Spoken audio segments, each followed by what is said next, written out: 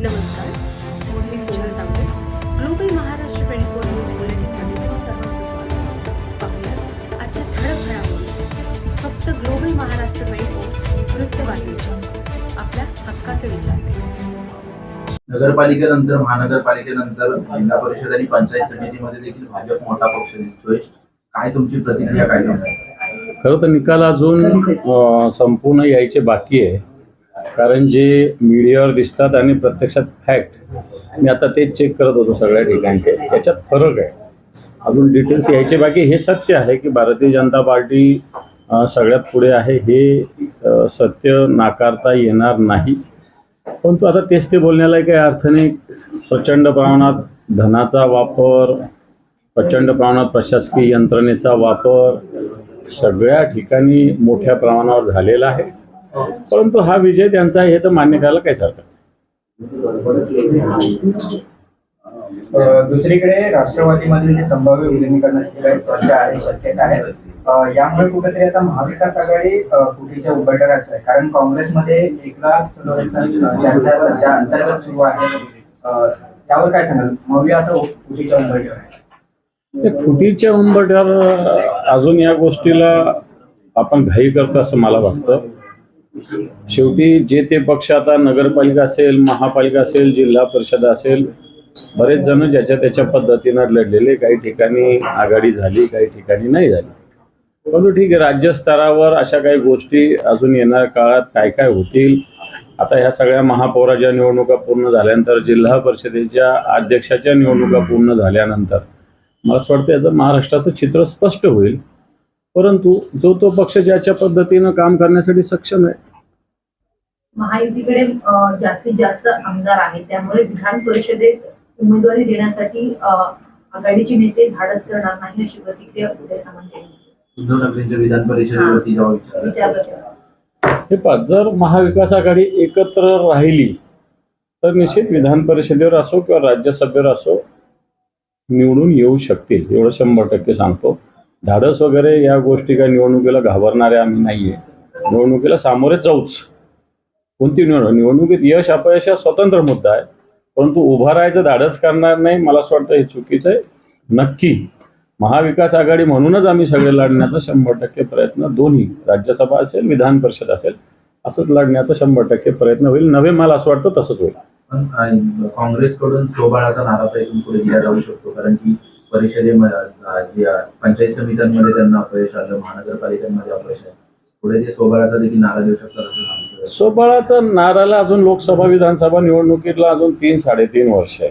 तोपर्यंत काय काय राजकीय घटना घडतात याला ह्या आज आपण सांगू शकत नाही. पण विधान परिषद आणि राज्यसभा याला सोबळ सगळ्यांनीच म्हटलं तर कोणाचंच काही निवडून येणार नाही सत्य कोणाला तरी, कारण या निवडणुका दर 2-2 वर्षांनी आहेत. त्यामुळे या 2 वर्षात काही, पुढच्या 2 वर्षांनी कोणाला काही, त्याच्या पुढच्या 2 वर्षांनी काही, असं नियोजन करता येऊ शकतं आणि तसाच प्रयत्न आमचा तरी राहील. मोहन भागवत मुंबई दौऱ्यावर 2 दिवस होते. 2 दिवस वेगवेगळ्या कार्यक्रमांचं आयोजन केलं होतं. त्या ठिकाणी त्यांनी असं म्हटलंय की भाजपला संघामुळे चांगले दिवस आलेले आहेत, अशा प्रकारचं वक्तव्य त्यांनी केलं. इथं सत्य आहे, इथं शक्य. भारतीय जनता पार्टीला तर लोक रस्त्यावर जातो, मी प्रत्येक माणूस भारतीय जनता पार्टीला शिव्या देतो, भारतीय जनता पार्टीच्या नेत्याला शिव्या देतो. कित्येक लोक भेटतात, कुठे भेटतात, तर भारतीय जनता पार्टी निवडून कशी येते अशाच प्रकारे प्रश्न निर्माण करतात. भारतीय जनता पार्टीनं कोणते दिवे लावले असे की त्यांना लोकांनी निवडून द्यावं, हा एक प्रश्न आहे. आणि म्हणून जे सरसंघ चालक बोलले सत्य आहे, कारण संघ पडद्याच्या मागे भारतीय जनता पार्टीचाच प्रचार करत असतो. संघ भारतीय जनता पार्टीला निवडून आणा म्हणत असतो. सगळे नगरपालिका असेल, महापालिका असेल, जिल्हा परिषद असेल, विधानसभा असेल, लोकसभा असेल, संघाची यंत्रणा भारतीय जनता पार्टीला सहकार्य करते किंवा भारतीय जनता पार्टीबरोबर जे राहतात त्याला करतात. कारण मागच्या लोकसभेचा आणि विधानसभेचाही अनुभव असा आहे की ठीक आहे, भारतीय जनता पार्टीला आता मदत करणं संघाचं काम आहे, संघाचा धर्म आहे, ते करत आलेले. परंतु त्यांनीच मदत केलीमुळं शिंदे गटाचे सुद्धा लोक आले निवडून. आणि कधी नव्हे ते संघाने अजितदादा पवारांच्या पक्षालाही मदत केली. जे अजितदादा पवारांचा विचार काय होता मला असं वाटतं आता सांगण्याची आवश्यकता नाही, किंवा त्यांच्या पक्षाचा विचार, परंतु संघाने ते भारतीय जनता पार्टी सोबत म्हणून त्यांना, जे नितीश कुमार संघमुक्त भारत म्हणत होते त्यांचा सुद्धा संघाने प्रचार केलेला आहे. त्यामुळे या गोष्टी तर कबूल केल्या पाहिजे. संघ जर बाजूला हटला तर भारतीय जनता पार्टी सुद्धा निवडून येणं अशक्य आहे. मुंबई महानगरपालिकेमध्ये विरोधी पक्ष नेता कोणाचा चर्चा सुरू झाल्या. आता महापौराची निवडणूक तर बिनविरोध होणार आहे. विरोधी पक्ष नेता तुमचाच बसेल, परंतु कोण असेल यावर त्याला कोणाचा मला वाटतं तुम्हाला सगळ्यांना माहिती आहे, शिवसेना पक्षप्रमुख मान्य उद्धवजी ठाकरे साहेब यांना या सगळ्या विषयाचे अधिकार असतात. निश्चित आता गटनेत्या किशोरीताई झालेल्या आहे. विरोधी पक्षनेत्याचा सुद्धा विचार संघटनेच्या स्तरावर झालेला असेलच आणि निश्चित उद्धवजी ठाकरे साहेब लवकरच या सगळ्या गोष्टी जाहीर करतील. आता भाजपकडनं वारंवार ठाकरे सेनेचा उभाटा गट होण्याचा उल्लेख केला तो वारंवार नावाला देखील उभाटा गट शिल्लक राहणार नाही येणाऱ्या निवडणुकीमध्ये असं वारंवार उल्लेख होतो. या अशा प्रकारची भाषा भाजपकडनं वारंवार करून ठाकरे सेनेला डिवचण्याचा प्रयत्न काय केला जाईल, का वाटतं तुम्हाला? पण डिवसल्याने काय आम्हाला लोक काही बोलणार नाही. त्यांनाच नाव ठेवतात. सत्तेची मस्ती आलेली आहे, सत्तेची झिंग त्यांना आलेली आहे, हे तर लोक बोलतातच ना. सत्तेची मस्ती तर आलेलीच आहे ना.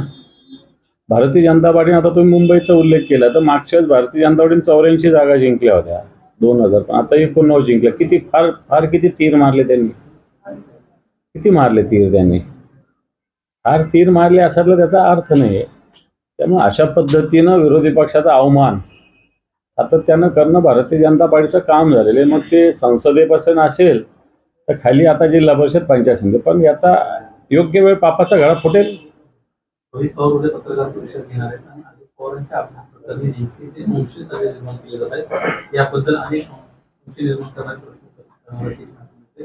तुमचं या सगळ्या घटनेबद्दल आकलन काय आहे, काय नेमके या संदर्भामध्ये? खरं तर अजितदादा पवारांचा जो दुर्दैवी अपघाती निधन झाले, खरं ते महाराष्ट्राला चटका लावणार आहे. आणि आजही त्यांच्या निधनाविषयी मनात शंका तर निश्चित आहे. सगळ्यात आधी ही शंका आहे की जर 6 जण होते तर 5च प्रेत का मिळाले, हा एक प्रश्न आहे. दुसरा प्रश्न, आपण सगळे विमानाची स्थिती बघितली तर सगळे प्रेत पूर्णपणे कोळसा झालेले असताना कागदच कसे कोरे उरले, हा एक प्रश्न आहे. नंतर तिथल्या काही गावकऱ्यांनी प्रश्न उपस्थित केला होता की विमानाच्या गेटमध्ये एक निळ्या जीन्सवाला माणूस होता, हा कोण होता आणि कसा होता आणि कसा जिवंत होता त्यावेळेस, हा पण एक प्रश्न आहे. आणि म्हणून मला असं वाटतं निश्चित प्रश्न महाराष्ट्राच्या मनात, जनतेच्या मनात आहे. नुसतं महाराष्ट्राच्या प्रत्येक जनतेच्या मनात आहेत, कोणत्याही विचाराचं असेल. कारण अजितदादा ठीक आहे राष्ट्रवादीचे नेते होते, परंतु एक महाराष्ट्राला एक मान्य होणारं नेतृत्व अजितदादांचं होतं. म्हणून रोहित पवार काय डिक्लेअर करतात आता ते पॉलिटिकली बोलतील काय बोलतील मला माहिती नाही, परंतु खऱ्या अर्थानं लवकरात लवकर चौकशी याची सगळी होऊन त्याचे रिपोर्ट्स आले पाहिजे असं मला तरी वाटतं. एकनाथ शिंदेचा वाढदिवस आहे. शुभेच्छा आहे त्यांना. आंबोट्याला गेले, रामाख्या देवीला कुटुंबासहित रामाख्या देवीच्या दर्शनाला गेले. तर आता वाढदिवस आहे त्यामुळे मी आज काही त्यांना दुसरे काही शब्द बोलणार नाही, परंतु शुभेच्छा दिली एवढंच सांगतो. संभाजीनगरमध्ये तुमच्या पक्षाला फारसं यश आल्याचं दिसत नाहीये. त्या ठिकाणी भाजप आणि शिवसेनेने बाजी मारल्याचं पाहायला मिळते. नक्की त्या ठिकाणचं काय म्हणजे तुम्ही तिसऱ्या पक्ष? हे बघा, अजून माझ्याकडे आकडे आहेत. संभाजीनगरमध्ये शिवसेना सायझेबल निवडून येणार आहे. उद्धव बाळासाहेब ठाकरे पक्षाची शिवसेना ही सायझेबल निवडून येणार आहे. माझ्याकडे डिटेल्स, प्रत्येक जिल्हा परिषद पंचायत समितीचे डिटेल्स आहे, वेगवेगळ्या राऊंडचे माझ्याकडे आकडेवारी आहे. त्यामुळे तुम्ही जसं म्हणता किंवा तुम्ही जसं दाखवता तसे आकडे नाही, या आकड्यामध्ये फार मोठी तफावत आहे. त्यामुळं साधनाची कमतरता असताना जनशक्तीच्या बळावर शिवसेनेनं उद्धवजींच्या नेतृत्वाखाली निकराने शिवसैनिकांनी लढा दिलेला आहे आणि मला असं वाटतं आम्ही समाधानकारक यश या जिल्हा परिषदेत मिळवतोय. पंचायत समित्या सुद्धा जर बघितल्या तर सिल्लोड, सोयगाव सारख्या पंचायत समित्या आयसोलेटेड होत्या आम्हाला सतत, तिथं सुद्धा आम्ही यश मिळवलेलं आहे. पैठण, बुंबऱ्यांचे खासदार, आमदार, तिथं सुद्धा यश मिळवलेलं आहे. सातारांच्या मतदारसंघात आम्ही यश मिळवलेलं आहे. बोरनाऱ्यांच्या मतदारसंघात यश मिळवलेलं आहे.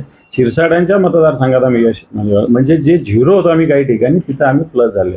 त्यामुळे मला असं वाटतं आकडे जे तुमच्याकडे येतात ते चुकीचे आहे. अजून बरेच आकडे पुढे येणार आहेत आणि त्यामुळे शिवसेना मला तरी वाटतं सायझेबल 2 आकड्यात तरी नक्कीच आहे.